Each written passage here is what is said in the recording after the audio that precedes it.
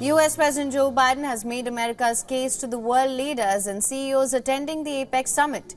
Biden underlined that the United States is committed to maintaining high standards in trade and partnerships that will benefit economies and that they are not going anywhere as the United States. It looks to build economic ties across the Pacific. We aren't going anywhere. For decades, America's enduring commitment to the region has been a springboard that's enabled growth, transformative growth. Fresh off his meeting with Chinese President Xi Jinping, Biden also told business leaders that the United States has no intention of cutting supply chains and effectively ending cooperation with China. Let me be clear. We are de-risking and diversifying our economic relationship with the PRC, not decoupling. Not decoupling. We'll be firm, standing up for our values and our interests. And I was very straightforward, as he was with me yesterday. At the same time, on critical global issues such as climate, AI, counter-narcotics, where it makes sense to work together, we've committed to work together. However, the Biden administration is busily trying to strengthen alliances with countries in the APEC region who worried about Beijing's expansionist policies. The big plank in the platform is the Indo-Pacific Economic Framework for Prosperity. It's a loose trade pact meant to bind together the United States and like-minded democracies such as Australia and South Korea. Biden says that the Indo-Pacific Economic Framework it's made substantial progress, but has conceded during his remarks that there is still work to do. In May of 2022, we came together in Tokyo to launch negotiations on this so-called framework. We still have more work to do, but we've made substantial progress. In record time, we've reached consensus on 3 of the pillars of the IPEF. I hate acronyms, but I apologize. First, we signed the first-of-its-kind supply chain agreement to help identify supply chain bottlenecks before they become the kind of disruptions we saw during the COVID-19 pandemic.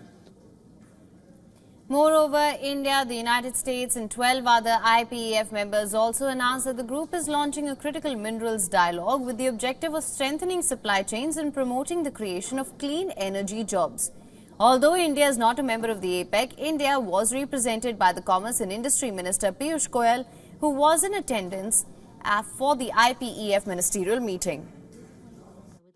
The one thing that I observed in all my interactions with world leaders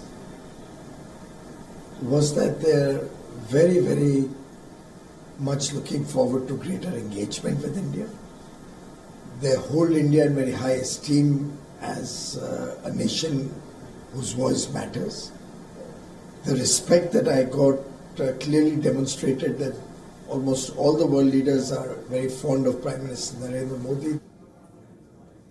Now, what could be Biden's message to these companies which are part of this pact? Voice of America correspondent Jessica Stone tells us more.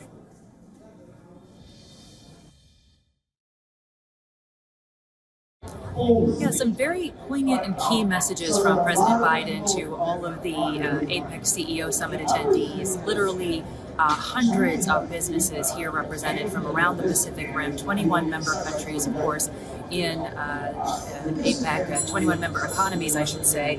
He had the main message: we need you, we want you, and already, he said, APEC nations have invested some $200 billion in the U.S. economy. He asked them to continue considering the U.S. economy as a worthwhile investment. He also had another main message, and that is that the U.S., he said, is a good partner and wants to continue being a good partner to the Pacific Rim nations. That's really key here because, of course, there has been doubts in the past about the U.S. staying power in the region, particularly when U.S. presidents have not attended APEC summits or the East Asia Summit, for example.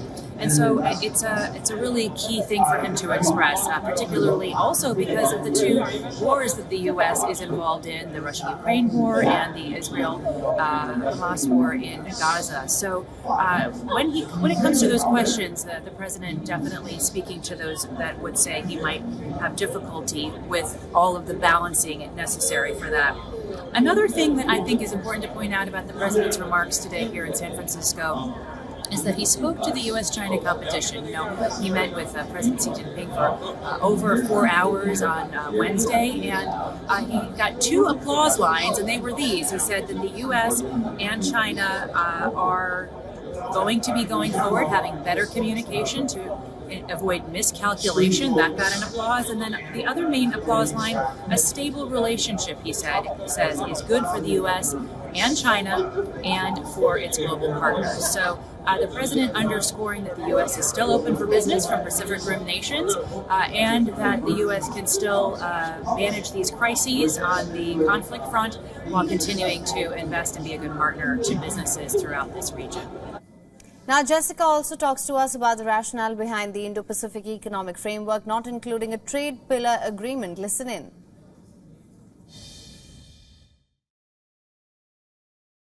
Yeah, I've been very curious about that question, and I've been talking to some CEOs here at the APEC CEO Summit about that very question.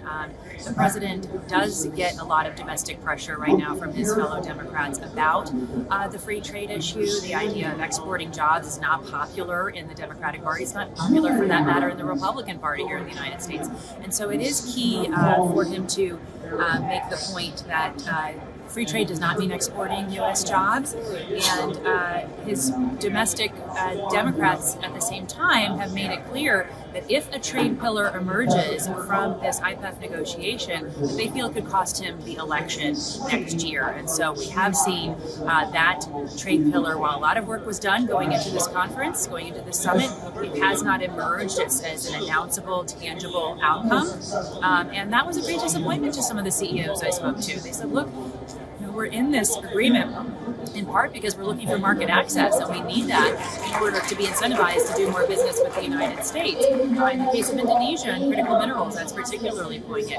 I also spoke to a Malaysian the AmCham Malaysia CEOs who told me, you know, look, I do think it's very key that IPEF has brought 14 economies together to talk about regulatory issues from the economy, the environment, the labor sector, and that all of these economies are in regular consultation for 18 months and getting to know each other, getting to understand what each other will and will not do, how to work together, particularly in the supply chain resilience outcome that we saw in May. There's now an open communication mechanism for these countries to talk about supply chain resilience and warn each other of any problems in the supply chain. So a couple of different perspectives there, but still on the whole, these CEOs are looking for market access and are being told by the U.S. government that IPEF is the way to get it, that it is the mechanism going forward.